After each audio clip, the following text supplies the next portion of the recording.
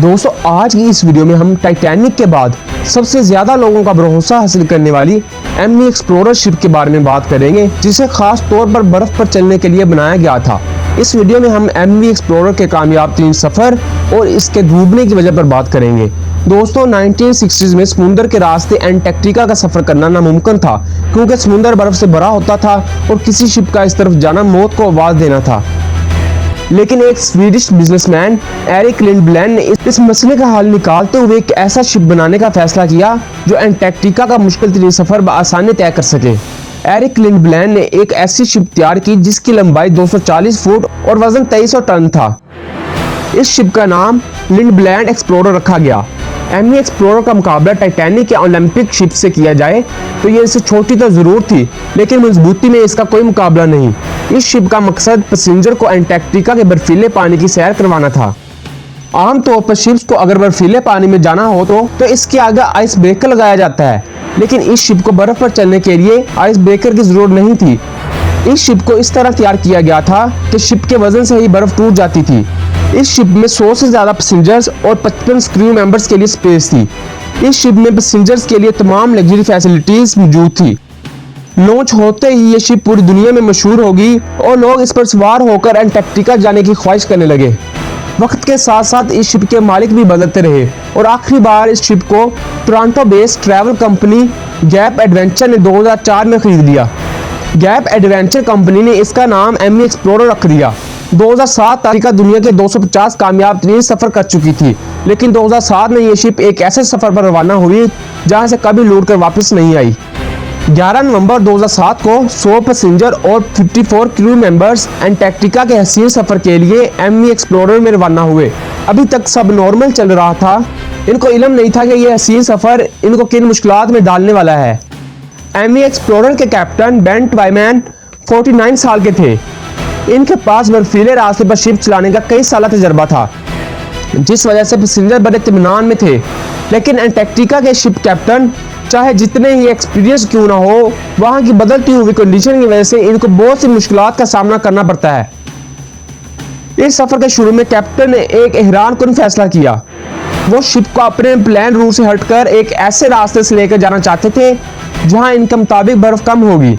पहले 10 दिन सब कुछ मामूल के मुताबिक चल रहा था, लेकिन 22 सितंबर की रात जब सूरज गुरूब हो रहा था तो शिप एक ऐसे इलाके में दाखिल हुई जहां बहुत ज्यादा बर्फ थी।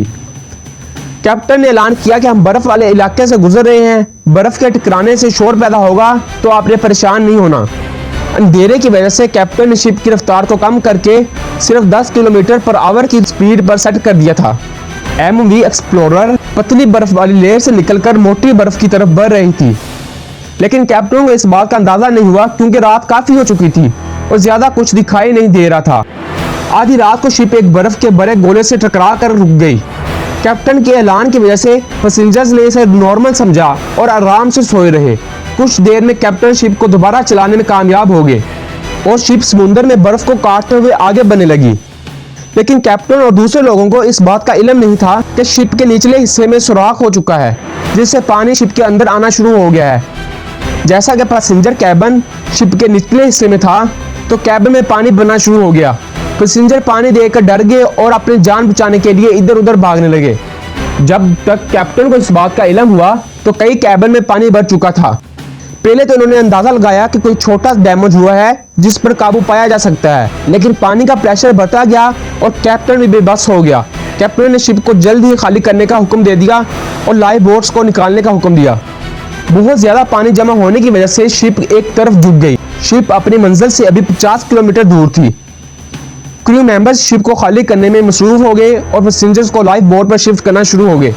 एंटार्क्टिका का समुद्र बहुत ज्यादा बर्फ होने की वजह से बहुत ठंडा था। वहां की ठंडी हवा की वजह से ज्यादा देर लाइफ बोट्स पर रहना पॉसिबल नहीं था, इसलिए कैप्टन ने एक्सप्लोरर के करीब दूसरी शिप्स को SOS के सिग्नल्स भेजना शुरू कर दिए।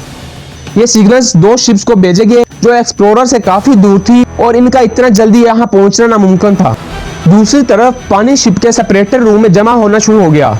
ये वो रूम होता है जहाँ शिप की तमाम मशीनरी मौजूद होती है। इस रूम में पानी भरने की वजह से शिप की तमाम इलेक्ट्रिसिटी बंद होगी। नाज़रीन शिप के इंजन बंद हो चुके थे और अब शिप लहरों के रहमो करम पर थी। क्रू मेंबर्स ने शिप को खाली करने का प्रोसेस और भी तेज कर दिया कुछ ही देर में तमाम पैसेंजर्स 4 लाइफ बोट्स पर सवार हो गए। कैप्टन और क्रू मेंबर्स काफी देर तक शिप को सीधा करने की कोशिश करते रहे। शिप में पानी तेजी से बढ़ता जा रहा था, लिहाजा कैप्टन और क्रू मेंबर्स भी शिप से उतरकर लाइफ बोट्स में सवार हो गए। अब ये 150 से भी ज्यादा लोग लाइफ बोट्स में बैठे किसी मदद का इंतजार कर रहे थे। अगले 4 घंटों तक इनका इंतजार जारी रहा और ठंडी हवा इनका इंतजार मुश्किल से मुश्किल बना रही थी। आखिरकार नॉर्ज नामी शिप, जिसे कैप्टन ने सिग्नल भेजा था, इनको बचाने के लिए पहुंच गई। इन्होंने पैसेंजर्स को तो बचा लिया, लेकिन एमवी एक्सप्लोरर डूब गई। इस हादसे पर इन्वेस्टिगेशन टीम बिठाने से ये नतीजा निकला कि यह हादसा कैप्टन की गलती की वजह से पेश आया है, क्योंकि कैप्टन जिस बर्फ को पहले साल की पतली बर्फ समझकर शिप को इस इलाके में दाखिल किया, असल में वो कई साल पुरानी और मोटी बर्फ थी। आज भी एमवी एक्सप्लोरर पानी में 1300 मीटर की गहराई में मौजूद है। अगर आपको ये मालूमात अच्छी लगी है तो वीडियो को लाइक कर दें और चैनल को सब्सक्राइब कर दें। शुक्रिया।